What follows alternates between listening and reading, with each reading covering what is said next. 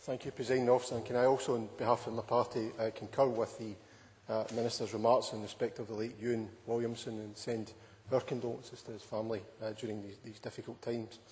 Presiding Officer, the Scottish Labour Party welcomes this debate today and the opportunity to recognise the crucial role that the Fire and Rescue Service play in our local communities. I can think of many examples in my own constituency, and I'm sure other members will be the same, where the fire service is so integrated into our local communities. Indeed, I was delighted to attend the Springburn Fire Station Open Day a couple of weeks ago, and would indeed commend them for their efforts in providing the local community with the access to the local fire station, and at the same time providing that all-important home safety advice which the Minister referred to. Of course, this document we are discussing today is being debated because there is a legal requirement, as according to the Fire Services Act 2005, to report to the Parliament and to advise on those authorities who are acting in accordance with the Section 36(1) of the Act. Today we will be supporting the motion in the name of the Government. We have also submitted our own amendment to that motion, and also we will be supporting the amendment in the name of Robert Brown, Presiding Officer. We believe it to be of fundamental importance that the Government, however, has an open mind as to how we can consider the issues that have been raised by a number of stakeholders who have an interest in this particular framework document. The FBU have provided a very helpful briefing, which we believe sets out a number of issues, which I think would be helpful to touch on, Presiding Officer.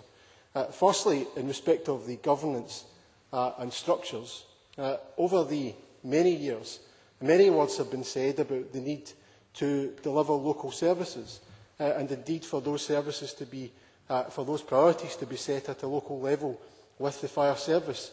Presiding Officer, we should, of course, embrace that principle, but we should recognise, however, there will be occasions that setting national priorities has an effect on our ability to deliver local services. And indeed, the FBU, I believe, have raised a fair point when they say that ministers must feel that they are in a position to set national standards as and when required. And, Presiding Officer, it would be helpful to hear feedback from the ministers in the closing remarks on this particular point. Presiding Officer, the 2005 Act requires community planning partnerships to establish local single outcome agreements throughout these partnership arrangements. I can say from local experience that it has been refreshing to see the enthusiastic manner that the fire service have shown locally in engaging with the community planning process.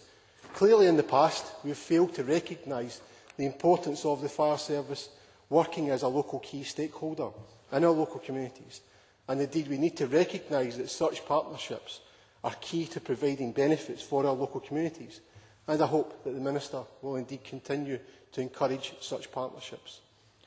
Presiding Officer, those who attack our firefighters whilst they carry out their important duties are a blight on our local communities. This Parliament was right to deliver the Emergency Workers Act, giving our firefighters more legal protection. I welcome the work that has been done, that the Minister refers to in the stakeholders document, in working with young people in particular, although I would point out it's not only young people who attack firefighters, but the positive work that's been carried out in visiting local schools to promote positive links with young people are to be welcomed. Presiding Officer, it's in my experience, and I'm sure many others, that the large majority of those in our community support our firefighters and have done for many, many years. There are a tiny minority who view them as a target for antisocial activities. We need to ensure that the Emergency Workers Act, and this is referred to in the document, is doing what it is meant to do by ensuring that our prosecutors have available to them the sentencing tariff that will send out a clear message to those who won't listen to reason. I think we also need to be convinced that firefighters are actually reporting attacks and that they feel that the authorities are willing to take forward their complaints in this respect. I also welcome reference in the stakeholders document the fact that the document refers to supporting our local economies. During difficult economic times, some businesses may feel under pressure to cut corners, and the fire service can play a key role and a crucial role in providing advice on issues relating to fire safety. Fire safety legislation, I think all of us recognise, can sometimes be complex and bureaucratic. Having the fire service on your side with helpful and such valuable advice is a benefit to any business. Presiding Officer, it's widely acclaimed that our firefighters are trained to a very high level. The Scottish Fire Services Training College provides a very high level of training to our firefighters. The importance of training, I'm sure all of us will agree, is of high importance to ensuring that the safety of our firefighters is one that's given priority. It is important, however, that resources and time are spent to ensuring a high standard is provided throughout Scotland. Now, we believe in these benches that it is important that we get best value from the training that is delivered throughout Scotland, and that standards are indeed consistent. I think it is important to highlight the concerns that have been raised by the FBU, in that whilst we recognise the Fire Service Training College provide a high standard of training, there does appear to be less consistency attached to the training provided by the local fire service authorities on what are identical training modules. I think all of us respect the fact that there will be different training requirements throughout the country.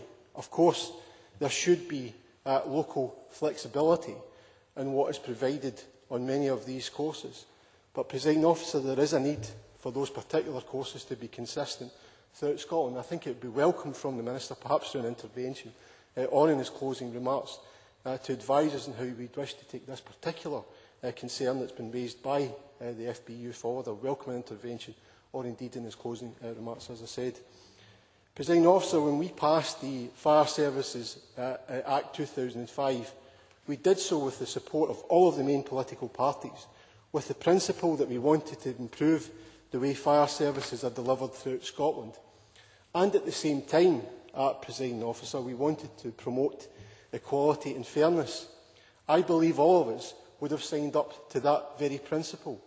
I was surprised to learn that there appears to be a fragmented approach to discipline and grievance procedures. In particular, I note that only one fire authority provides employees with the right of appeal. Now, the basic right to appeal in the workplace should always include the right of appeal, Presiding Officer. And I would be grateful for the Government's position in respect of this issue. I hope the Minister agrees that when we passed the Fire Services Act 2005, that we certainly did not, with the remit to contain a section that removed a right of appeal for an employee.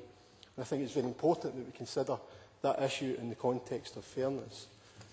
Presiding Officer, I think there are a number of wide-ranging issues which are very important throughout this debate today, and there are many key stakeholders who have a number of views in that respect. But I think all of us recognise the important role that our fire and rescue services play in our local communities, and indeed the professionalism that I would argue is recognised throughout the world. It is important, and I've made this point through my contribution, that the Government show a willingness to have an open mind in how we shape this document before us today, and how we take forward many of the issues that I'm sure a number of those contributing to today's debate will have to consider. I hope the Government can show leadership in that respect by recognising that, of course, as the Minister referred to, there will be some difficult decisions that have to be taken, but those decisions be taken for the right reasons, and that we do so in trying to embrace the principle that we will work together in this respect. Presiding Officer, I hope members opposite will be minded to support the amendment in my name, also the amendment in the name of Robert Brown. Thank you. I now call on Robert Brown to speak to and move Amendment 4810.2. Thank you very much, Presiding Officer. Can I move the Liberal Democrat amendment in my name and also indicate that we will be supportive both of the principal motion, obviously, and